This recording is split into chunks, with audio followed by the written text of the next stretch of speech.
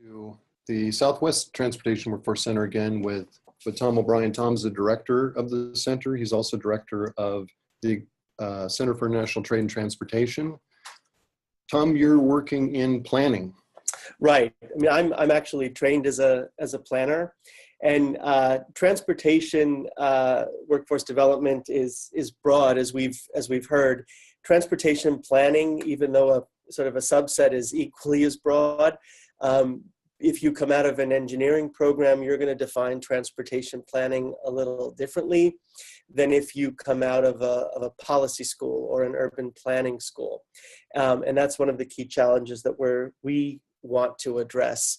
We're flipping things a little bit, and our focus is going to be on developing targeted pathways with a focus on geospatial information systems as both a foundational and a transformational technology in planning and asset management.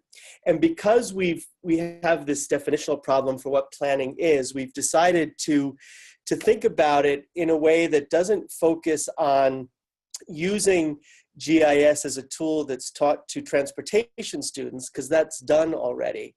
But we're interested in looking at how do you teach transportation to a GIS student to create additional pathways for that student who may not have thought about transportation as a potential career pathway, but who has been developing skills in a GIS training program.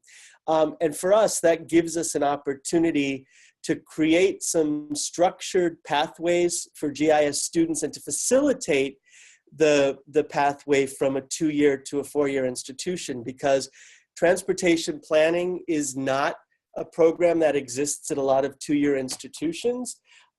GIS is, however, and that student who's equipped with those technical skills may find a home in a undergraduate and ultimately a graduate program, or find themselves working in the transportation field by making them aware of those transportation opportunities. This is something that we've thought about doing as a result of some projects that we've done through the Workforce Center, and also as part of some of our other training and educational programs that we do here at Cal State Long Beach.